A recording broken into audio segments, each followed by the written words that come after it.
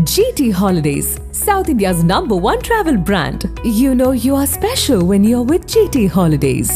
எங்க சேதாரத்துக்கு மேல கொடுத்தீங்கன்னா உங்க காசை வேஸ்ட் பண்ற மாதிரி தான்.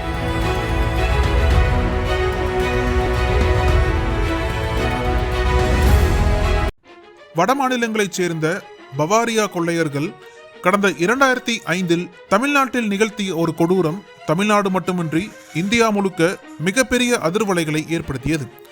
இந்த கும்பலானது லாரி கும்பல் என பட்டப்பெயர் வைத்து அழைக்கப்பட்டும் வந்தது. பவாரியா கும்பல் இந்தியாவின் வடக்கு மாநிலங்களான ராஜஸ்தான், பீகார், உத்தரப்பிரதேசம், டெல்லி போன்ற இடங்களை சேர்ந்த கொள்ளை மற்றும் கொலை கும்பலாக அச்சுறுத்தி கொண்டிருந்தது. அப்படிப்பட்ட இந்த கும்பல் தான் அதிமுக ஆட்சி காலத்தில் எம்எல்ஏ சுதர்சனத்தை அவரது வீட்டிற்குள் கொடூரமாக சுட்டு கொலை செய்து பணம் நகையோடு தப்பிச் சென்றது. திருவள்ளூர் மாவட்டம் கும்மிடிப்பூண்டி தொகுதி அதிமுக எம்எல்ஏவாக இருந்தவர் சுதர்சனம்.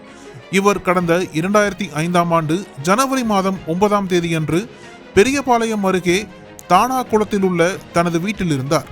அப்போது அதிகாலை 2:45 மணி அளவில் திடீரென வீட்டுக்குள் புகுந்த 5 பேர் கொண்ட பவாரியா கொள்ளையர்கள் சுதர்சனத்தை சுட்டு கொலை செய்துவிட்டு வீட்டில் இருந்த 62 சவரன் தங்க நகைகள், ரொக்க பணத்தை கொள்ளையடித்துவிட்டு அங்கிருந்து தப்பிச் சென்றனர்.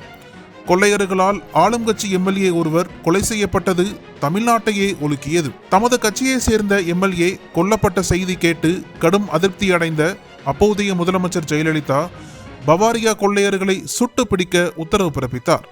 மேலும் குற்றவாளிகளை பிடிக்க ஐஜி ஜான்கிட் தலைமையில் 5 தனிப்படைகள் அமைக்கப்பட்டன.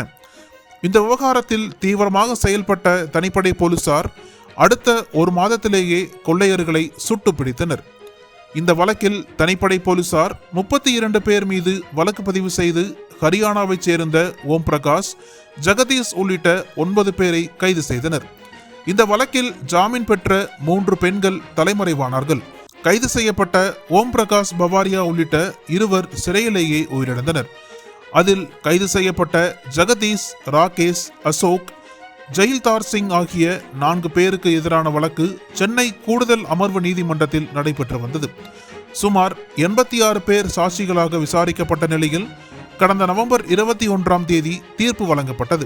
இதில் ஜெகதீஷ், ராகேஷ், அசோக் ஆகிய 3 குற்றவாளிகள் என நீதிபதி ஆபிரகாம் லிங்கன் தீர்ப்பளித்தார். மேலும் ஜெயில்தார் சிங் தொடர்பாக நவம்பர் 24ஆம் தேதி உத்தரவு பிறப்பிக்கப்படும் என்றும் நீதிபதி தெரிவித்திருந்தார். இந்நிலையில் இந்த வழக்கில் குற்றவாளிகளுக்கான தண்டனை விவரங்களை நீதிபதி இன்று அறிவித்தார். அதில் குற்றம் சாட்டப்பட்ட 3க்கும் ஆயுள் தண்டனை விதித்து நீதிபதி உத்தரவிட்டார். அதே சமயத்தில் இந்த வழக்கில் 4வது குற்றவாளியாக சேர்க்கப்பட்ட ஜெயில்தாரை விடுதலை செய்து நீதிமன்றம் உத்தரவிட்டது. ராஜஸ்தானில் பவாரியா கொள்ளையர்களை ஜான்கிட் குழுவினர் பிடித்த சாகச அனுபவம் பின்னர் தீரன் அதிகாரம் 1 என்ற பெயரில் படமாக வெளிவந்தது குறிப்பிடத்தக்கது.